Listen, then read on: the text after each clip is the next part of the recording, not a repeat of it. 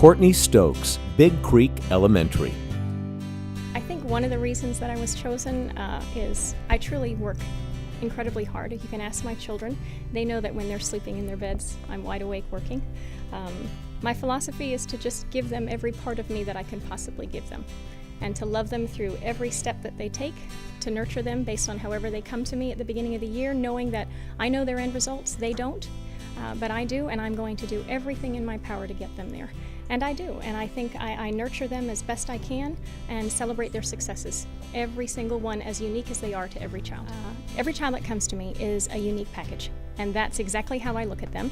And I'm going to take them, as I said before, the way that they come to me, knowing how I want them to end the year, but I want them to leave my classroom feeling that they are successful learners, that they are competent, that they matter, that they have a voice.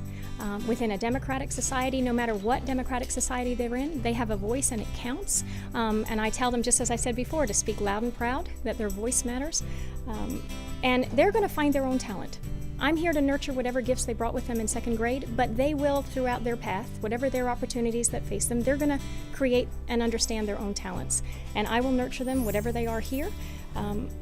How I feel at the end of the year is a great sense of accomplishment. They don't understand the progress they made as well as we do, as their parents, as their teacher. So we can celebrate, I think, in a different way than they can, but they certainly feel pride in what they do. And I want them to feel proud. I want them to understand that every single step they've taken matters, and it will carry them through whatever gift they decide to pursue as they get older.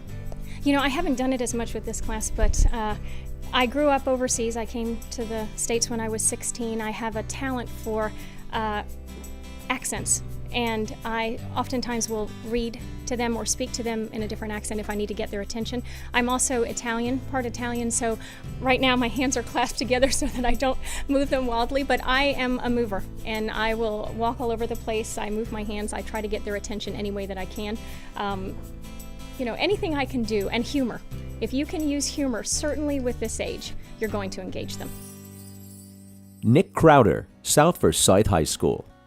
From my perspective, that's kind of hard to quantify because I just do what I love to do. When I have a pretty good recollection of what it was like to be in high school, and I remember I connected best with the teachers I felt had my best interest at heart. But every day when I come to work, I mean, I'm looking for that opportunity that I can speak to a kid in a way and find that kid who's having kind of a rough time and needs a word of encouragement, but also a word of discipline, that they need to know that I care enough about them to say, hey, you're late for class, and I want you to be on time. I miss you when you're not here, and that they're a part of something bigger, and that I'm not really wanting to come down to their level. I'm wanting to bring them up to mine, or to an adult level. So the things that I get to do with them, both in the classroom and competitively through robotics and the Technology Student Association, are just those, give me more opportunities to try and intersect with the lives of kids in a positive way to give them a boost up toward their adulthood. If I can, I kind of equate it that I'm like a farmer, and that if I can give my students a seed, and a lot of seeds, really. I mean, if I can give them 1 seed or 2 seeds or 5 seeds that they take with them, because again, in high school, I mean, it's about preparation for that next phase of life. That they have to be lifelong learners. That they could take a seed that go to college and plant a seed. As I pass on some stories about my college experiences. I was in the military, so here, maybe you want to one day decide that you want to do some military service. Well, take that seed. We talk about apprenticeships as an alternative way to find employment. Well, that's a seed. That they take those seeds, and that I'm here for them. That they can come and talk to me far after college. What I like is to give a child as many experiences as possible. Again, maybe they think they know what they want to be, and maybe they will. But they may also get that chance with me to do something and find out, I don't like this as much as I thought I would. And it's better for them to have that discovery now, so that they don't have to go away to college and spend a bunch of time and money to find out, I really don't like this, and then kind of embarrassed to go back home and tell their parents that, hey, this is not really the major I want, and they have to switch majors and take 10 years to graduate. And that sort of real world, application of, oh, that's cool that you said that to me, because I don't want to waste that time and money. By having as many events as we do, and my job really is to just kind of like be a circus master, to walk around and let them know I'm here for them, and I support them, and I can answer some basic questions that I have. But in the end, I want them to be responsible for the work, because one day they're going to be judged, by, in the competitions we go to, which really is a big promoter of success for them, that they know that one day, in the spring, that they'll go to a competition and they'll see the other kids from all around the state of Georgia who've been doing the same thing. And that kind of motivates them, because that really is just a big, strong motivator of kids to know that they're going to be measured against other kids and they want to be successful. And so through the competitions that we have here at South, a lot of students clamor around to be active in TSA and robotics because of the number of events and because of kind of how we set the table, that they know that they can come in and find support, and through multiple attempts of trial and failure that they can find success.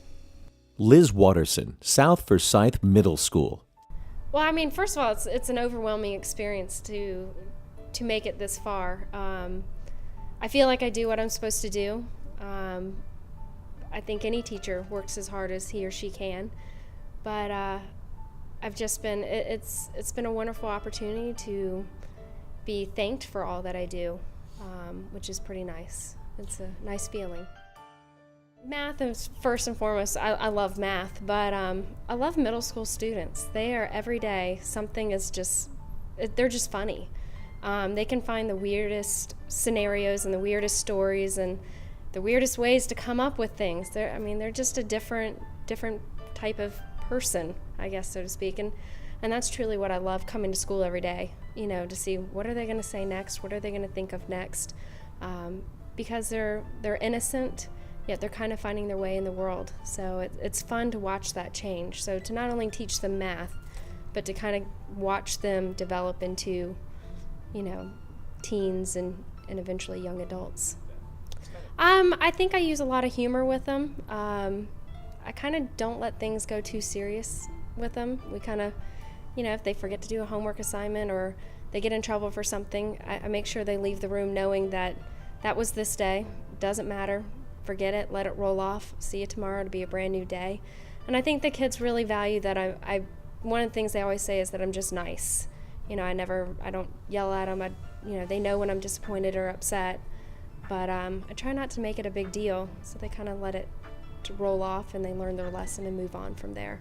I try to make up funny stories to go along with the math problems, and we kind of joke about things and whatever's going on in class, and just kind of keep it light and enjoyable and not make it so serious all the time. And I think that's what they really enjoy. Much of my class is group-based, activity-based, so that they're never just sitting there and just doing rote practice all of the time. They do get that, but a lot of it's application, real world, getting to interact with their friends, and I think they like having that opportunity to come in and talk and share their ideas. I like to think that they're learning kind of problem-solving skills and how to interact with other people, because, they might not always remember the quadratic formula, but, they've got to know how to work with others. I hope that they have kind of the perseverance that when problems are tough, or math problems, life problems, anything, that they have the perseverance to stick with it and know that they can, break it down into a smaller problem. They can take those steps to figure out whatever they need to do to be successful, and know that, it might be a lot of hard work, but they can certainly do it.